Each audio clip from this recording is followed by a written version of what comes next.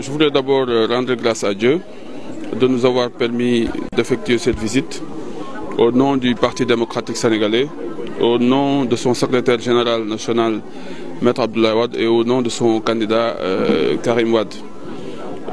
Cette visite, je pense, rentre dans le cadre de la responsabilité sociale et politique du PDS.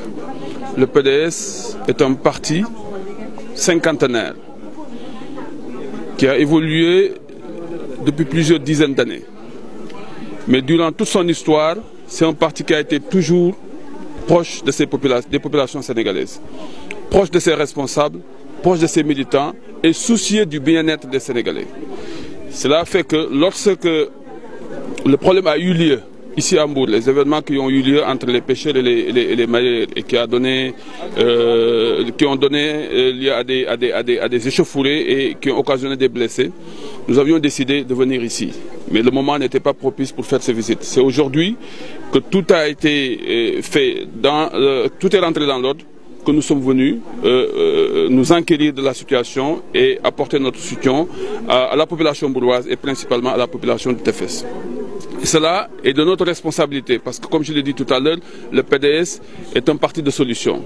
Nous voulons apporter des solutions pour le Sénégal. Et c'est la raison pour laquelle, soucieux des problèmes auxquels les Sénégalais sont confrontés, le président Wade a dépêché cette délégation-là et avec Karim pour que nous puissions venir nous enquérir de la situation, apporter notre soutien. Il s'est trouvé que parmi ces agents impliqués, les acteurs impliqués dans cette affaire-là, nous avons un grand responsable, en la personne de Doyen Badou-Ndoye, qui aujourd'hui était impliqué au cœur de cette affaire-là. Nous avons été au cœur des pêches. Nous avons été rencontrer les mareyeurs. Aujourd'hui, dans cette maison, nous sommes venus rencontrer le doyen de Badou-Ndoye pour discuter avec lui et puis regretter ce qui s'est passé. Parce que ce qui s'est passé quand même pouvait être évité. Mais Dieu a fait que cela s'est passé, mais cela n'a pas causé une mort d'homme. Et cela quand même, nous rendons grâce à Dieu. Nous saluons par ailleurs la responsabilité de la police parce que peut-être la police aurait agi d'une certaine manière et cela pouvait peut-être créer des situations de mort d'homme. Mais heureusement que nous avons une police responsable et républicaine. Ce que nous déplorons par ailleurs, c'est le sous-effectif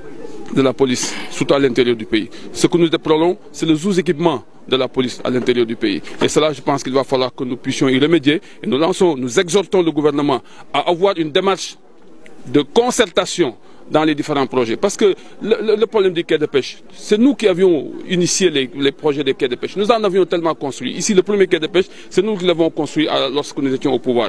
Donc, cela, nous l'avons fait sans problème.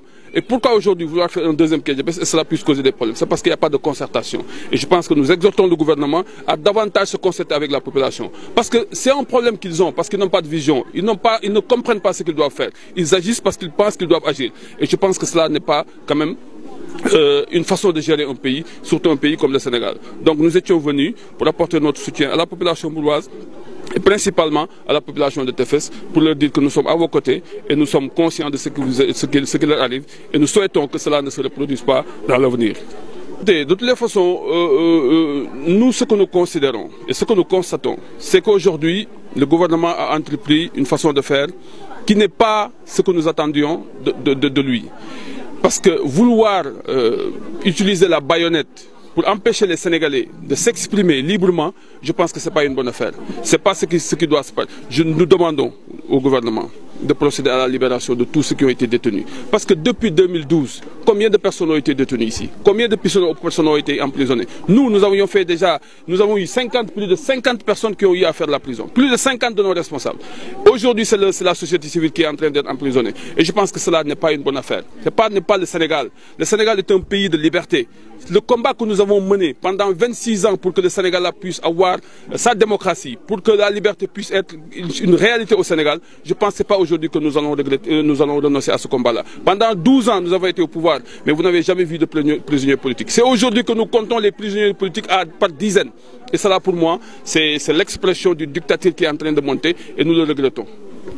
C'est parce qu'ils ne comprennent rien.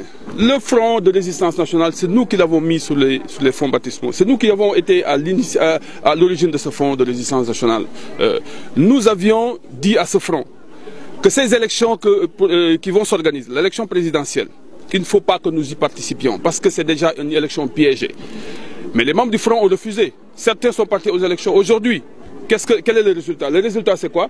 Ils ont tous dit que voilà, ce n'était pas une élection transparente. Et pourtant, Abdoulaye Wade avait dit qu'il ne fallait pas y aller. Ils y sont allés. Donc, le front a été mis en place pour que les acquis démocratiques, que nous puissions les conserver. Mais le front n'a pas joué ce rôle. Et nous avons senti que le front est en train de dévier de la ligne et des objectifs pour lesquels il a été mis en place. Et dès l'instant que les relations entre nous et le front ne sont plus des relations claires, dès l'instant que nous voyons que ce que le front entretient en termes de relations avec le régime n'est pas une relation claire, nous avons décidé de suspendre nos activités. Au sein de le front, le temps de voir beaucoup plus clair. Je vous donne juste un exemple. Le dialogue national, nous avions dit que nous ne participons pas au dialogue national. Nous n'avons pas été au dialogue national. Nous avons toujours déclaré, nous avons des préalables et des conditions pour que nous puissions participer à quelconque dialogue. Mais le front a donné des noms des membres de notre parti au président Macky Sall et à son gouvernement.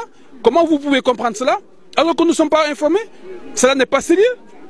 Et ça fait désordre. C'est la raison pour laquelle nous avons dit, écoutez, comme ça fait désordre, nous nous retirons. Nous suspendons nos activités, le temps d'y voir beaucoup plus clair. Maintenant, ceux qui nous critiquent, c'est parce qu'ils n'ont pas rien compris. Ils n'ont absolument rien compris. Le front, c'est nous qui l'avons mis en place. Et c'était pour que nos acquis démocratiques, nous puissions les conserver. Parce que nous avons fait un combat de 26 ans. Et nous avons géré le pays pendant 12 ans. Ce n'est pas aujourd'hui que nous allons regarder que ce pays-là, les gens puissent remettre en cause nos acquis démocratiques. C'est la raison pour laquelle nous avons dit nous suspendons nos activités. Il n'y a que ça.